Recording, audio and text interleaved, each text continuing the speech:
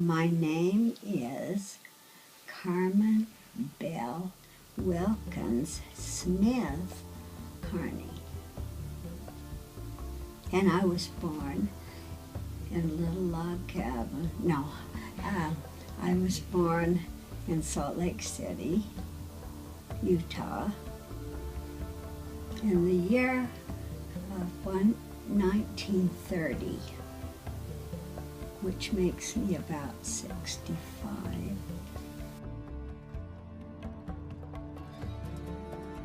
My grandmother actually gave me my name. She loved the opera Carmen, and when she had my dad, he was supposed to be a girl, and she was going to name him Carmen, or her Carmen, and so she used the male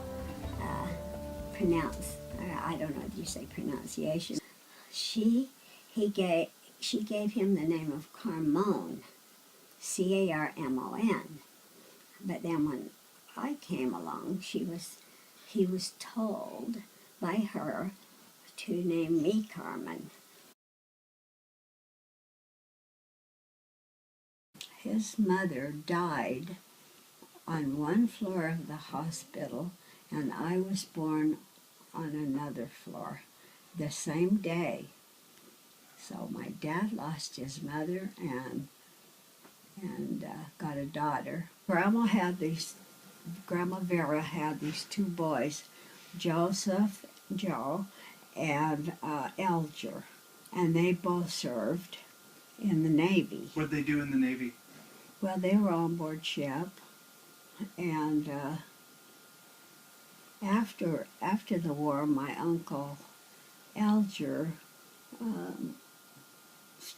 he didn't stay in the Navy, but he still worked on ships that were going, I think maybe cargo ships or something. But he was on the water most of his life. Mm-hmm. What about the women that were home, you included? What kind of things did you do to help the war effort? Just rolling the bandages. And what about your mother? My mother worked at a place called the Arms Plant, and they made bullets, and these big bullets. They made not just little bullets. They made these ones that they'd shoot from boats. You know, they'd be a foot long, maybe. I went to Jordan School out in the country.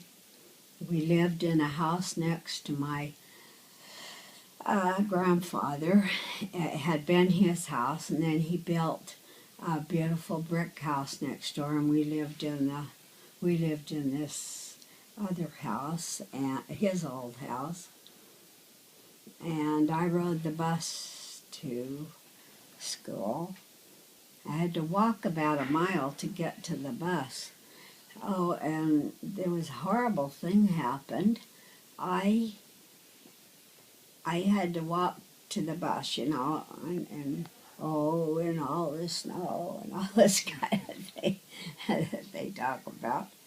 So this one day, if you missed the bus, you know, it was bad because nobody, you know, drove the cars and things to take their kids to school. So this one day, I missed the bus. And I thought, well, I can't go back and tell my folks. I can't go back and tell my dad I missed the bus because he'd have beat me. And so I just kept walking. And I walked clear to Midville to school.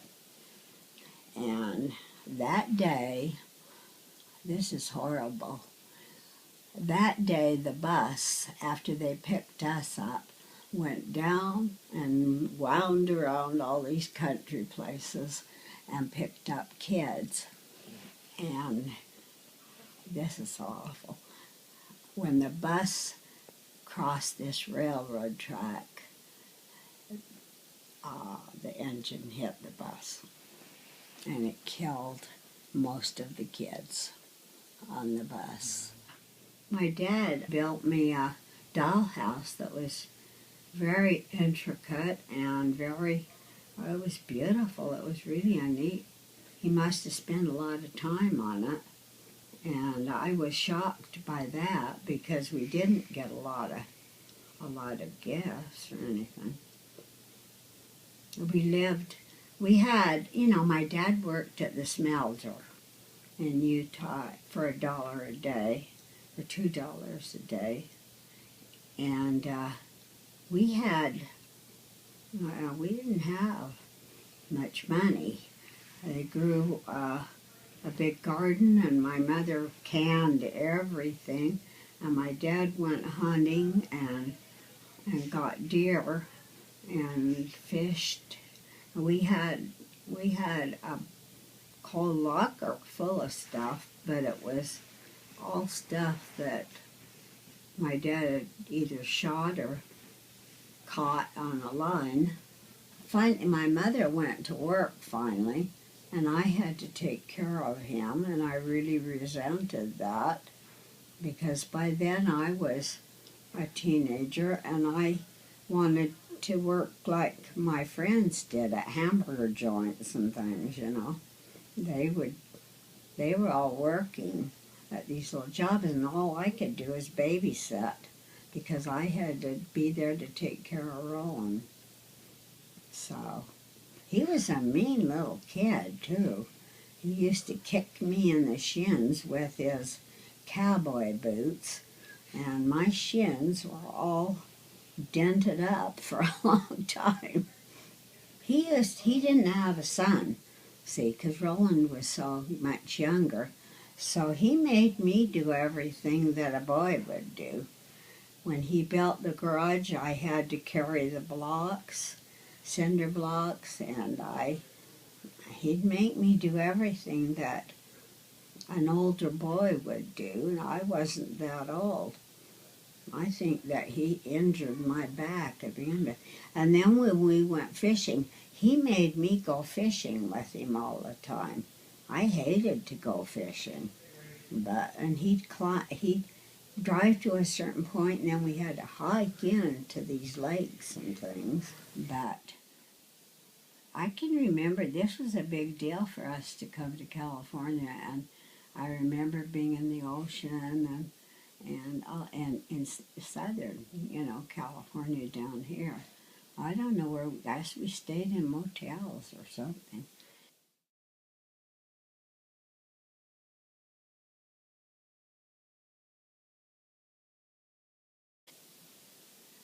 I know they didn't want me. I think that they were hoping that she'd abort me, and she didn't. I blame her for some of my sicknesses because I'm sure she didn't eat anything. She tried to not look pregnant, and so she would brag and say nobody knew I was pregnant because she'd wear tight clothes and things until she got, and I'm sure she didn't eat anything because she wanted to stay, not be poking out too much, and I don't know. I think when you start off that way and they didn't have such a thing as vitamins or anything in those days. So what it was is when she was pregnant, that's when, my grandmother was really mean to her. And yeah, I'm sure she didn't, that was when I guess that she didn't eat anything. And, my Henrietta, my dad's mother, thought my mother looked Jewish, and she told my dad that he couldn't marry her because she was a Jew. And she wasn't, of course. She didn't have any Jewish blood in her. Not that it would have mattered, but that was her, the way that she thought. She did have Native American blood, though, right? Yeah, there's somewhere back there that was, I guess that was after the two Goddard boys came to the United States. Somehow a branch, their son or something, married an Indian girl. They never talked about that too much, except that I knew that had happened, but nobody ever wanted to claim, no one wanted to acknowledge the fact that he had married an Indian. Yeah. My mother was really funny. My grandfather was so mean that he wouldn't take him to church. The Mormon church was a ways away. And so the kid, Alger and Joe and Addie, all got baptized Mormon. But when my mother came along, see, she happened to be in between the youngest and the older ones. They lived right next to a Baptist church, and my grandmother was very religious. She was not baptized, but she used to go to church all the time, and she saw to it that the kids were baptized. But my mother was baptized a Baptist because they lived next to the Baptist church. And so all of her life, she said she was a Baptist.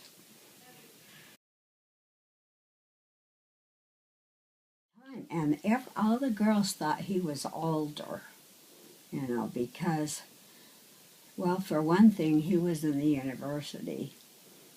And age-wise, he shouldn't have been there. He was young to be in college. They thought he was about 4 years older than me, and instead of 2. And he thought he was too old for me. And he got his friend, a couple of his friends to date me. And so they all went on these canyon parties together. And I went with his friends. And he kept an eye on me. And his friends knew not to get too friendly with me. But there were 2 different ones that I went on dates with, but he was there too. So pretty soon, I was riding home on the bus one day. I rode home from high school on the bus, and these girls were all talking together, and she said, this one girl said, I hear that Glenn Smith, that you were going out with Glenn Smith on a date. And see, he was supposed to be older. And I said, and she said, are you going to go? Because he was kind of like the mystery guy. He was like you, Jared. He was dark, curly hair, dangerous looking, and all the girls loved him. And I said, yeah, I am. And they're like, oh, Carmen.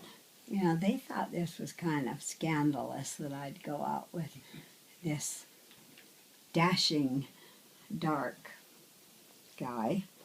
Yes, my grandfather was really an unreal guy, and very precocious, and he had a backyard full of, this is a story that was told about him.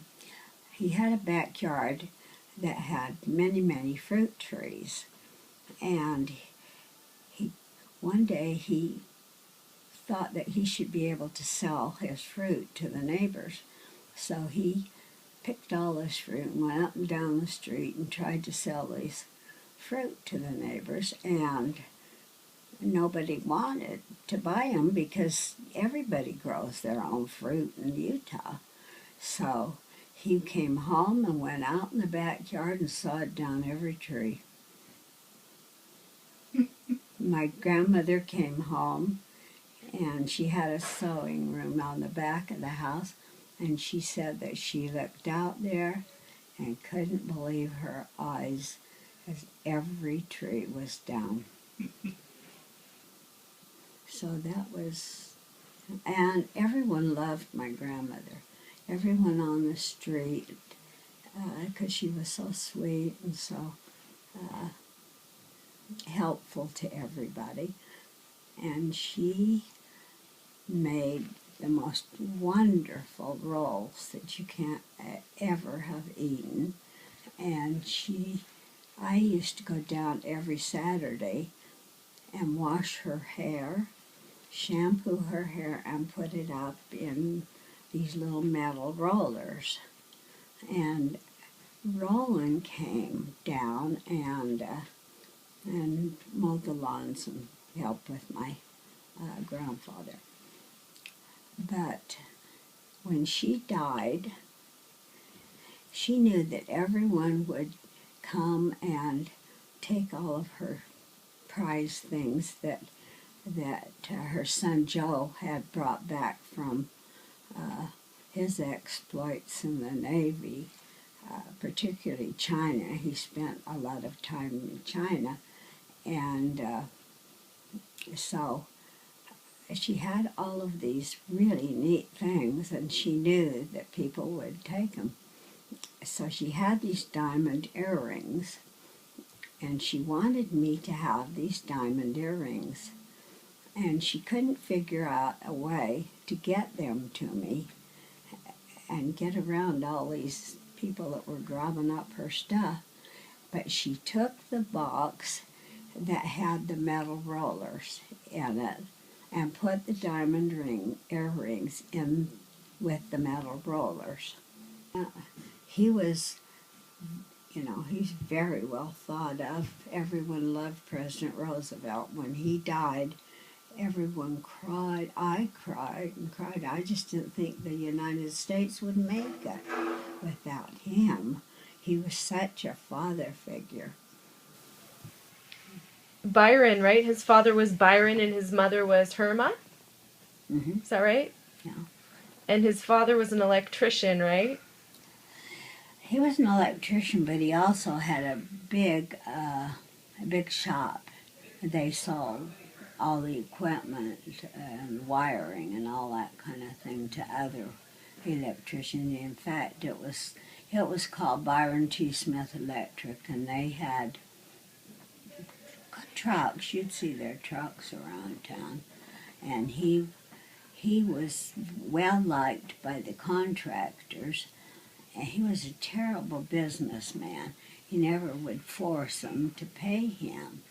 And at times he got down to where he didn't have enough money to hardly run the shop. And everybody owed him money when he was going to school. And one time he climbed this pole to put to wire it into a house, and his ears got frostbitten, and they all turned gray, and we didn't know, whether he was going to lose his ears or not. It was horrible, but the life came back into them, and they just peeled like crazy. I do remember how awful that was.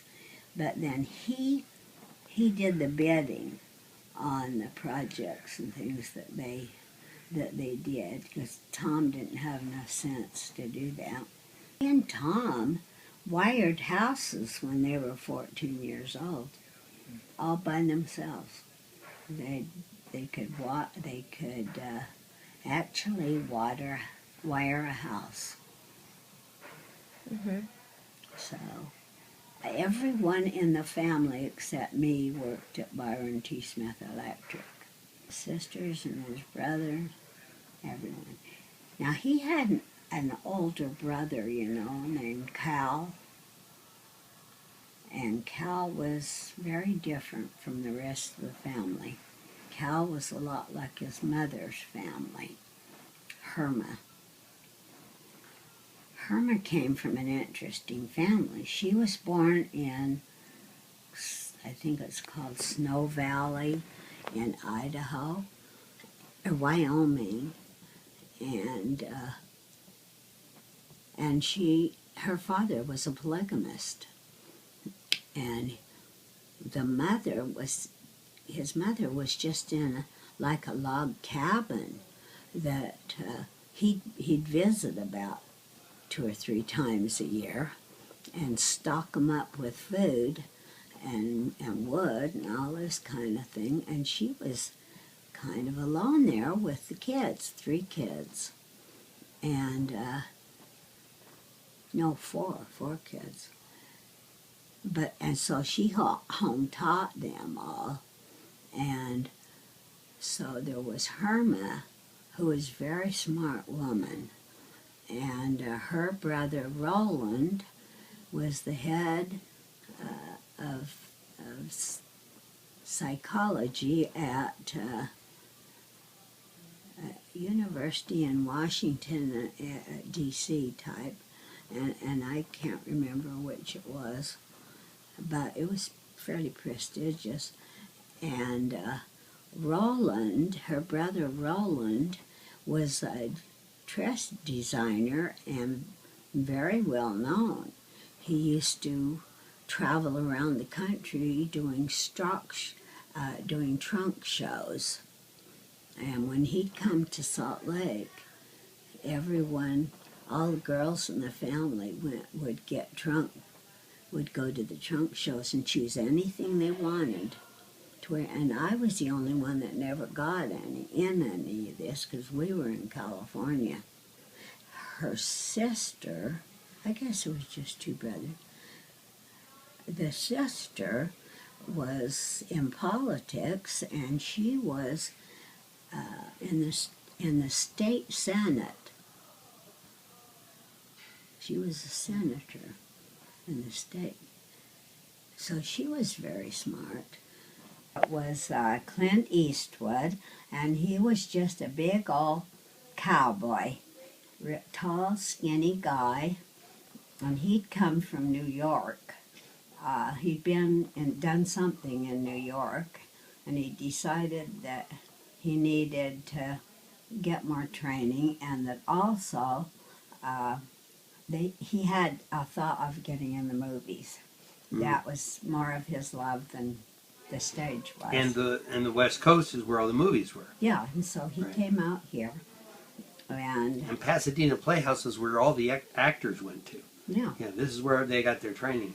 Nowadays they get it at USC, or they go to Saturday Night Live, or wherever they go. Right. The Comedy Club or whatever. But then that's what they did. They came to Pasadena Playhouse was the epitome of training and everything. Well, you were quite a great director. You directed me in a lot of plays as I grew up. Mm-hmm. And I didn't really have much of a choice in participating. No. You always just said, this is your part. Yeah. And you'll do it. So we'll talk about that in a minute. But we get to go eat turkey. So I think we ought to probably end this and say Happy Thanksgiving, and we'll take it up a little bit later. Okay. Happy Thanksgiving, everyone. It's 1920. What is it? It's 2013. I have never had a very good memory, and I could not memorize the lines very well. I did when I was real young, but I know I just got that. I had to work too hard at it, and I kept seeing people do dumb things that could have been much better done this way instead of that way. And so I just kind of worked into it a little bit, and having been exposed to it Pasadena Playhouse and other things, other plays I've been in school and that. And falling in love with Clint Eastwood. Oh, yeah, are you kidding? He was a big, old, ugly cowboy in those days. Big, skinny, weighed about 160 pounds, and he was about 6'4". And I thought, this guy's never gonna make it. Well, anyway, yeah, Glenn came home one day from a basketball game, and he said, look under my arm. He says, don't you think that's not normal under there? And so I said, Glenn, there's big lumps under your arm. You get into the doctor. So the next day we went into Dr. Blatherwick, and he said, I think that's cancer. And so he had surgery then, and they took out 12 lumps under his arm and the chest right there, and they gave him about a year to 2 years to live. That was it. And I was pregnant with Tracy. Scott was only 2.5, something like that. And boy, I just prayed and prayed and prayed that the Lord would give him some time so to help me raise these boys. And so about that, he had a terrible time. He went back to work, and the wound wouldn't heal, and he kept bleeding all over his suit coat, and it was awful. But he had this, they thought, no, I know it. He went back and had a second surgery. They presented before the tumor board that, considering the health that he was in his youth, that maybe it would be worthwhile to go back in. And so they did the second surgery and took everything that they could find and scheduled him to have radiation treatments. And that radiation was brutal in those days. You know, it burned everything it touched. And so he could only have so many treatments, but then a man in New York had developed some kind of a salve that if they put the salve on before they did the radiation, it wouldn't burn. Really? Or it Wouldn't burn as much. didn't burn as much. So he could have 30 treatments, and he had a treatment every day for 30 days. Maybe they skipped Sunday. I don't know, but it seemed to me like it was every single day. Poor guy. This salve only lasted like 3 days. It was only good for that long. And I used to drive out to the airport and pick up this salve and bring back so he could put it on to have another 3 treatments. Every 3 days I drove to the airport to get this salve.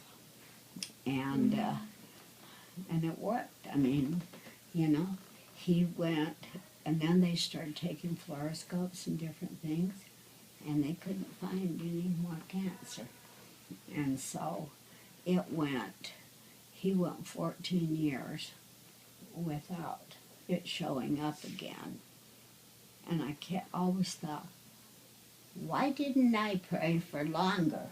Why did I decide on only praying for 14 years? Because it was exactly 14 years that he got it back again. So wasn't he maybe Dad, could you tell me, because I know you know the story too, whoever wants to talk about it, wasn't he going to be an astronaut at that point? Oh, yeah. Well, he wanted to do. During that 14 years period, he was involved in space exploration a lot, and working as a scientist, and he got recruited or applied or something. No. This is when. Oh, was this Space Lab? This was in California, Mm-hmm. and he was up in the desert, wherever they did that, in the desert, working on this aircraft thing that they developed through his servo mechanism past. They developed a way to catch or get the planes in on the aircraft or in on the boat, And while he was up in the desert, they were testing test pilots and everybody to be astronauts, and there weren't any yet. And so so then they decided that it would probably be good to have an engineer in there too. And so he went through all of this stuff, the engineering, or all the testing, did great. He even did the sled that made the G's. Is that what you call it? And everything went really, really well. And then all of a sudden, they found out that he'd had cancer. Mm-hmm. And that was it.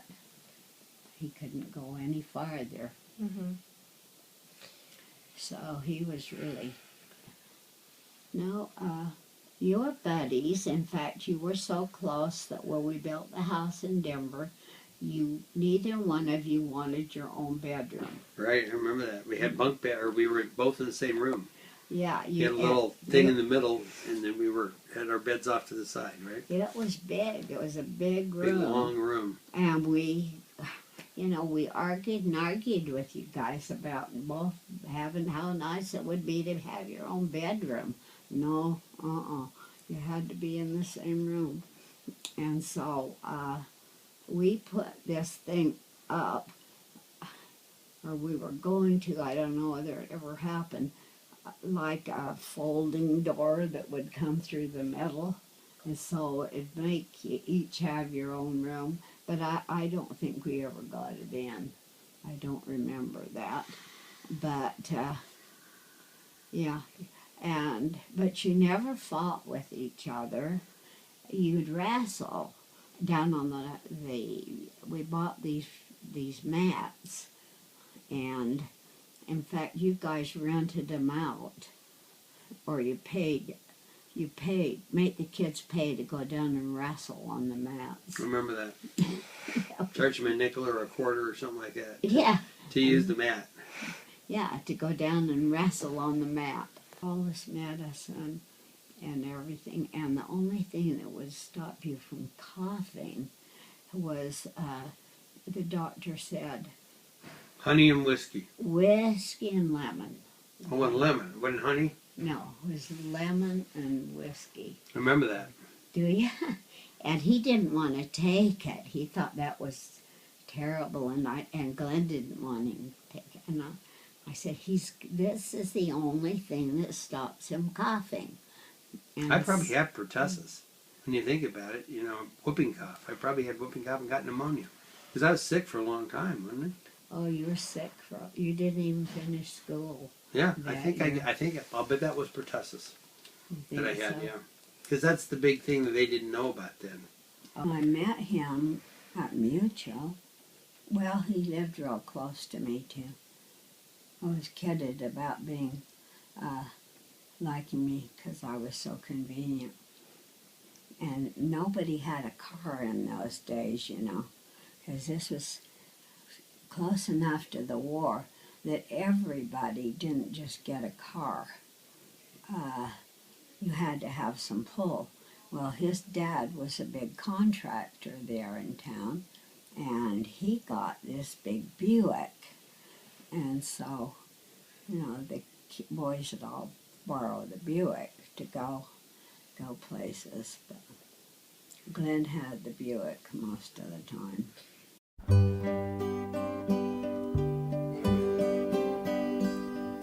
Sleep, my child, and peace attend thee all through the night.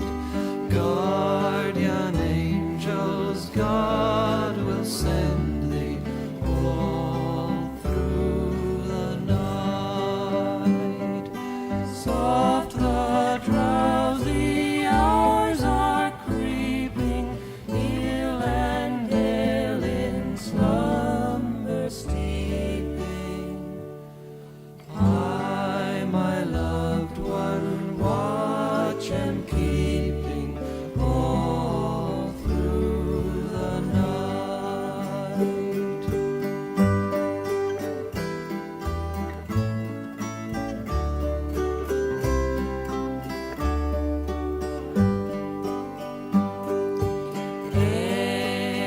Angels watching ever round thee all through the night.